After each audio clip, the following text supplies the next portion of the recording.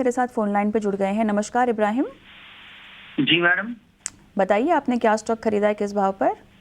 Ma'am मैंने NBCC खरीदा था बोनस से पहले 200 रुपए के भाव पे। ओके। अब एवरेज प्राइस 136 चल रही है, मेरा लॉस 1 लाख रुपए दिखा रहा है। बोनस में मिल 136 चुका है। एवरेज। Okay okay. कब तक? 133। 133। ओके। अभी कितना है आपको रुकना इसमें? अभी 1 साल तक मिनिमम। 1 साल और देना चाहते हैं एनबीसीसी को? ठीक है। ओके।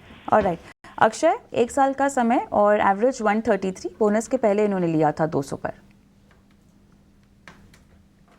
जी तो एक अच्छी बात है कि आपके पास समय काफी है होल्ड करने के लिए, तो क्योंकि ये जो फ्लक्चुएशंस है बाजार में रिसेंटली जो एक शॉर्ट टर्म पेन है वो शायद शॉर्ट टर्म तक सीमित रहे। लॉन्ग टर्म के अगर आप देख रहे हो तो एनबीसीसी में बहुत ही फर्म प्राइस स्ट्रक्चर है। एक सपोर्ट जोन जो बहुत ही अहम रहेगा एनबीसीसी के लिए वो करीबन है 85 का। तो शॉर्ट टर्म पेन हो सकता है, फ्लक्चुएशंस हो सकते हैं, बट लॉन्ग टर्म के लिए अभी तक कोई भी दिक्कत नहीं दिख पा रही है मुझे। तो होल्ड करें NBCC from long term perspective. कोई स्टॉप लॉस आप ये ट्रेड में लगाना चाहे वो स्टॉप लॉस 75 का रहेगा, बट मेरा मानना है कि रिकवरी रैली जरूर आएगी, शॉर्ट टर्म में नहीं मीडियम टर्म में, और वापस स्टॉक जो रिसेंट हाई से गिरा था वो छू सकता है। ठीक है, तो एनबीसीसी पर ये राय फिलहाल आपको मिलती हुई। बढ़ते हैं आगे। एक लाइव दर्शक भी जुड़ गए हैं, पंकज कुमार मौर्य। पंकज कुमार जी नमस्कार, गुड मॉर्निंग। कहाँ से बोल रहे हैं सर? मैम प्रतापगढ़, उत्तर प्रदेश। बताइए कैसे आपकी सहायता कर सकते हैं? मैम मैंने IRFC का 192 रुपए पे 350 शेयर लिया हूँ। 192 पर। ओके। जी। लॉस चल रहा है जी। तो इस पर क्या करना चाहिए मैम? सर कब तक रुकना चाहते हैं आप इसमें? 3 मंथ। 3 महीने का ही नजरिया है? जी 3 से 4 महीने मैम। 3 से 4 महीने का, चलिए ठीक है। अक्षय मेरे साथ जुड़े हुए हैं। अक्षय आपको मेरी आवाज़ आ रही है ना? IRFC लिया है पंकज ने, 3 से 4 महीने का समय देना चाहते हैं और 192 कह रहे हैं इनकी बाइंग प्राइस है, घाटे में है बहुत। तो रेल स्टॉक्स में काफी सेलिंग देखने को मिली है गए कुछ हफ्तों में, पर जिस स्तर पे अभी IRFC स्पेशली ट्रेड हो रहा है या हल्का सा एक रिकवरी करा है कल से, वो एक सपोर्ट जोन है। तो करीबन अगर सपोर्ट पॉइंट करना है मुझे 3 से 4 महीने की अवधि से, तो 130 और 140 ये बहुत ही एक इंपॉर्टेंट जोन रहेगा मीडियम टर्म के लिए IRFC में। और प्राइस सेटअप के चलते मेरा मानना है कि शायद एक पुल बैक रैली आपको देखने को मिल जाए अगले 3 से 4 महीने में। पुल बैक रैली अगर देखने को मिलती है तो फिलहाल टारगेट एरिया करीबन 165 से 170 तक बनते हुए दिख रहे हैं। बाकी लॉन्गर टर्म में अभी तक कोई बहुत बड़ी तेजी के संकेत नहीं दिख पा रहे, तो मेरी रिकमेंडेशन रहेगी कि 165 170 तक उछलता है स्टॉक तो आप एक बार एग्जिट कर ले, और एक स्टॉप लॉस जरूर लगाना है करंट मार्केट कंडीशंस में, और वो स्टॉप लॉस आपका रहेगा 118 का। तो 118 के स्टॉप से होल्ड करें, बाउंस बैक पे एग्जिट करें, ये राय रहेगी IRFC में। ठीक है, तो ये है राय IRFC पे। आपको अहम रणनीति यहाँ पर सुझाई आपके जरिए शेर बहादुर सिंह ने भेजा है और अक्षय ये कह रहे हैं इन्होंने इरेडा के 100 शेयर खरीदे हैं, इनकी बाइंग प्राइस 241 है। फोन लाइन पर हमारे साथ है नहीं तो बहुत डिटेल्स नहीं है, लेकिन नियर टर्म आउटलुक इस बाइंग प्राइस पर आप इनको क्या रिकमेंड करेंगे? घाटे में है ये फिलहाल। इरिडा का प्राइस स्ट्रक्चर नेगेटिव है, पर अभी काफी ओवरसोल्ड होने के चलते आपको शॉर्ट टर्म में एक टेक्निकल पुल बैक या रिकवरी का बाउंस बैक मिल सकता है। 180 का सपोर्ट है और रिकवरी में 220 225 तक शॉर्ट टर्म में दिख सकता है स्टॉक। तो 180 के नीचे स्टॉप लॉस बना के रिकवरी रैली में एग्जिट करें अराउंड 220 225 के रेट में, ये राय रहेगी इरिडा में। ठीक है, तो ये है इरेडा पर खास रणनीति आपको मिलती हुई। पढ़ते हैं आगे। सुमित वर्मा है हमारे साथ अगले कॉलर। सुमित नमस्कार, कहां से बात कर रहे हैं? सर मैं हरिद्वार से बात कर रहा हूँ। जी बताइए सुमित, किन स्टॉक्स पे आपके सवाल हैं? सर मैं ONGC के पे सवाल पूछना चाह रहा हूँ और BHL पे। ठीक है, बाइंग प्राइस बताइए। सर ONGC के मेरे पास 400 शेयर है 327 के प्राइस पे। ठीक है। और BHL के मेरे पास 340 शेयर है 280 के भाव से।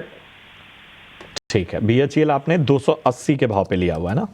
हाँ सर, असल में क्या नाम है, मैं इनका एवरेज कर रहा हूँ तो ये डाउन तो हो रहे हैं, लेकिन और डाउन होते चले जा रहे हैं। ये बिल्कुल। कब तक डाउन होगा? ये ओएनजीसी बिल्कुल। के बारे में बताइए सर, ये इतना डाउन क्यों हो रहा है? बिल्कुल। ये अब crude देखिए oil सुमित, का अंदर ये जो ओवरऑल अगर हम पीएसयू सरकारी शेयरों की बात करें तो वहां पर एक जो है वो दबाव देखा गया और बीएचईएल पे भी उसका इम्पैक्ट हमें देखने को मिल रहा है। बात करें ओएमसीज की तो उन पे क्रूड का जो पूरा एक्शन है उन पर निर्भरता रहती है और इस समय तो खैर बाजार पर प्रेशर है ही।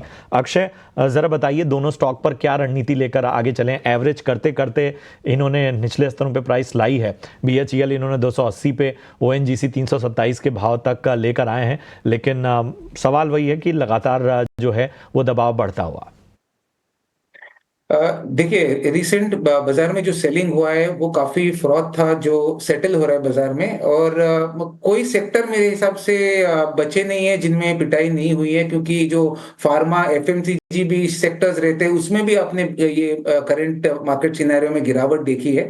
तो पूरे बाजार में सेलिंग है, ऐसे नहीं कि सिर्फ ऑयल एंड गैस हो या कोई सरकारी कंपनी में ये सेलिंग ज्यादा सीमित है। तो ओएनजीसी की भी बात करें तो कहीं ना कहीं एक माइनर सपोर्ट जोन पे तो आ रहा है, करीबन 264 के आसपास एक सपोर्ट है, पर कोई बहुत बड़ी तेजी की उम्मीद नहीं है। पर रिकवरी में वापस स्टॉक संभल सकता है, तो यहाँ पे रणनीति बनाने की, और एवरेज तो आपको नहीं करना है, बट 240 का स्टॉप लॉस बना के होल्ड करना है। बट सिचुएशन भेल में कुछ अलग है, बिकॉज भेल में काफी एक नेगेटिव टेक्निकल ब्रेकडाउन हुआ है जो एक इंडिकेशन दे रहा है हमें कि आगे चल के स्टॉक में और डाउनसाइड आपको देखने को मिल सकता है। तो यहाँ पे आपको ज्यादा सतर्क रहना है, क्योंकि भेल में करीबन 200 या 180 ये लेवल भी आगे चल के शॉर्ट टू मीडियम टर्म में छू सकते हैं। तो उसके चलते मैं कहूंगा ओएनजीसी तो आप एक रिवाइज स्टॉप लगा के होल्ड करें, बट भेल में तो क्लियरली एक एग्जिट की रणनीति रहेगी। तो एग्जिट भेल, होल्ड ओएनजीसी, ये राय रहेगी पीएसयू स्टॉक्स में। बिल्कुल अक्षय जी, तो आपको अहम लेवल्स यहाँ पर दे दिए गए हैं। तो चलिए यूट्यूब से कुछ सवाल ले लेते हैं, वहाँ पे काफ़ी सवाल आ रहे हैं हमें। और ये सवाल प्रियंका जी का है आईटीसी पर। ये कुछ 1600 शेयर होल्ड कर रहे हैं 502 के भाव से। अब देखें तो स्टॉक उसके आसपास ही दरअसल घूमता हुआ नज़र आ रहा है। तो यहाँ पर आपकी क्या राय बन रही है? कुछ 502 पर खरीदा, तो वहाँ से देखा जाए तो 4% थोड़ा नीचे आ चुका है।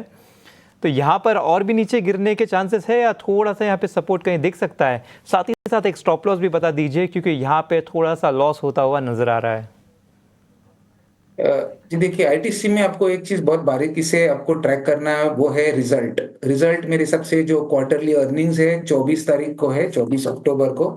और इस बार स्पेसिफिकली जो रिजल्ट सीजन में आप देखें तो 10 में से 7 स्टॉक ऐसे है जो इन लाइन एक्सपेक्टेशन पे भी उनमें काफी पिटाई देखने को मिल रही है। तो आपको काफी सतर्क रहना है, क्योंकि ये result season normal result season जैसा नहीं प्ले आउट कर रहा है। तो जो टेक्निकल सपोर्ट्स बन रहा है फिलहाल वो है 480 का आईटीसी में, सपोर्ट एरिया के आसपास ही ट्रेड हो रहा है, और रिजल्ट को बहुत बारीकी से आपको ट्रैक करना है। तो उसके चलते 475 एक ट्रेडिंग स्टॉप लॉस आपको बना के आईटीसी में होल्ड करना है। प्राइस स्ट्रक्चर अभी तक कुछ डिस्टर्ब हुआ नहीं है या कॉशन या नेगेटिव नहीं बना है, बट अगर 480 का ब्रेकडाउन हो तो शॉर्ट टर्म का चार्ट स्ट्रक्चर डिस्टर्ब होता है। तो उसके चलते एक स्टॉप लॉस की रिकमेंडेशन आप रखें 475 की, और होल्ड करें आईटीसी। रिकवरी आती है तो 505 और 512 ये दो शॉर्ट टर्म टारगेट